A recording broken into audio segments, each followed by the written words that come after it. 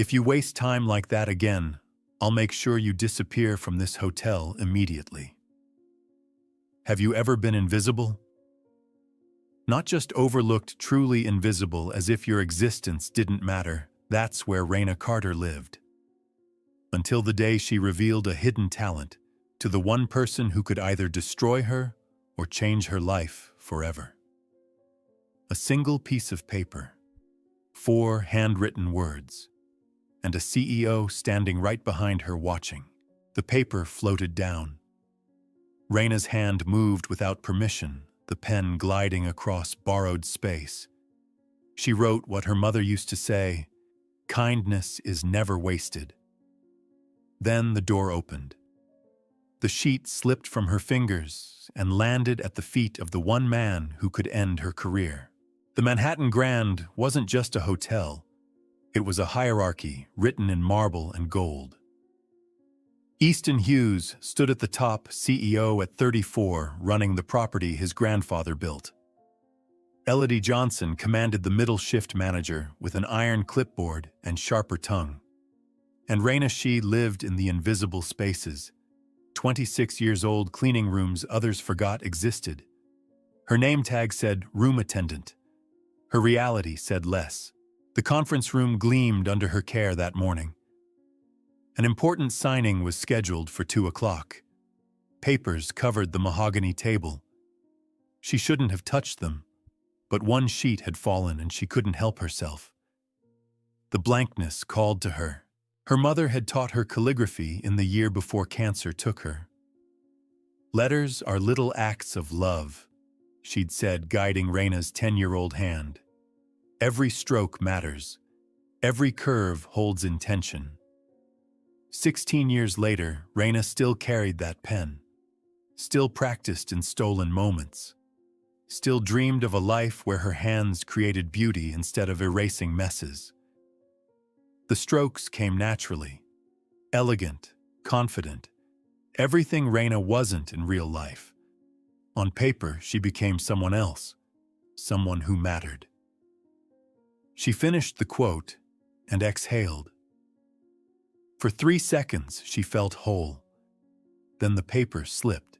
Easton Hughes moved like winter, all precision and controlled cold. He bent down, lifted the page, and went still. His fingers traced the ink. His eyes narrowed not with anger, but with something Raina couldn't name. Recognition, maybe, or memory.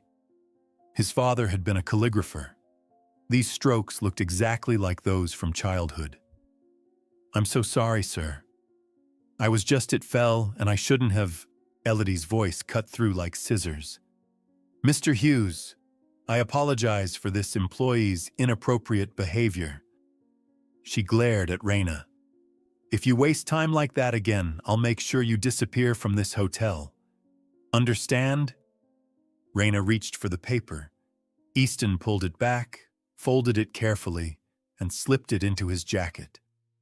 He said nothing, but his jaw tightened, and for just a moment his eyes met hers with intensity that made her forget to breathe. He walked out.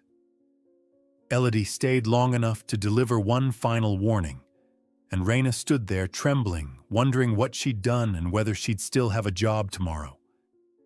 What did the CEO see in those words that made him keep them, and what would he do with this shy girl's secret talent? 3 days passed. Raina cleaned 62 rooms, each one a reminder of her place. Elodie watched constantly. Thursday morning, Raina arrived early and allowed herself 5 minutes in the empty break room. Just 5. Just enough to remember who she used to want to be. Her pen moved across a blank supply form, creating letters that felt like breathing after being underwater. "Are you joking right now?" Elodie stood in the doorway, eyes blazing. Behind her, 3 other cleaners froze. "This is a 5-star hotel, Raina, not an art class." Elodie strode across. "You think guests pay $800 so you can sit here doodling?" "I arrived early. I wasn't on the clock." "You're always on my clock." Elodie snatched the paper. You're a cleaner with delusions. Who do you think you are? You drag down this team with your fantasies." The other cleaners looked away. Beth stared at her shoes. "If you can't focus on the only work you're qualified for, find employment elsewhere." Elodie crumpled the paper and threw it in the trash. "This is your only warning. It won't happen again." "It better not." Raina grabbed her cart and disappeared before anyone could see her cry. That night after her shift, Raina sat on the loading dock. The city hummed around her. She pulled out a napkin and wrote one word, to prove she was still real. Some strokes are strong enough to rewrite a life. Raina jumped. Cade Brown stood nearby, security uniform crisp despite the midnight hour. 65 years old, silver hair eyes that noticed everything. "Don't bury them so fast," he said, nodding at her hand. "The letters, I mean. No one cares what a cleaner writes." "Your mother cared." Raina looked up sharply. "How did you know her?" "I've been here 40 years. I remember when she'd meet you after school. You'd practice in the lobby and she'd watch with pride." He smiled.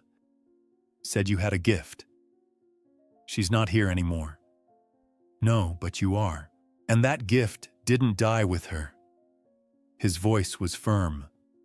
"Question is, are you going to let Elodie convince you it never existed?" He walked away, leaving Raina with proof that part of her mother still lived in every stroke. The crisis came Tuesday. A Singapore delegation arrived for partnership negotiations.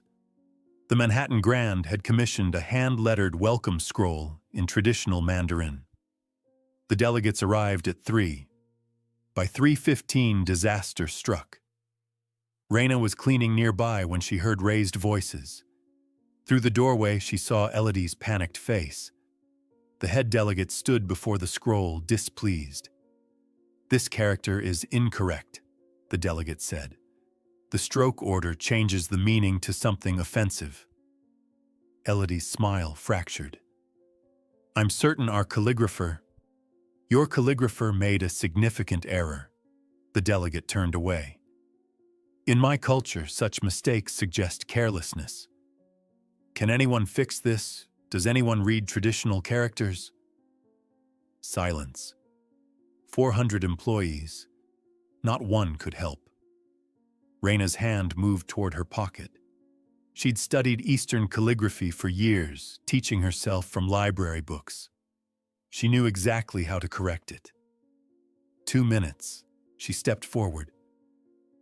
"I might be able to help." Elodie's head whipped around. In 3 strides, she crossed the room, gripped Raina's arm, and smiled at the delegates. "Excuse us." In the hallway, the smile vanished. "Are you trying to humiliate this hotel?" Her whisper was lethal. "If I let someone of your position touch that scroll in front of VIPs, if you mess up, you're fired. Don't embarrass us." "I could fix it. Go clean something. Stay invisible." Raina watched as Elodie called an emergency calligrapher, who arrived 90 minutes later, charged $3,000 for a 5-minute fix, and saved the partnership. And Raina went back to work, wondering why helping always felt like a crime. By Thursday, complaints accumulated. A guest found a stain Raina supposedly missed. Another claimed improper towel folding. A third complained about chemical smell.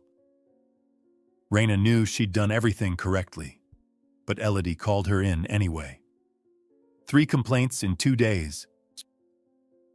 "I double-checked every room. You're distracted. Your head is in those ridiculous letter dreams." Elodie leaned forward. "I'm writing you up. 1 more complaint and you're terminated." Her smile was cold. "Understand?" Raina nodded. She made it to the supply closet before breaking. She sat on the floor and let herself cry for 1 minute. "They're right," she whispered. "Who would believe a room cleaner could change anything?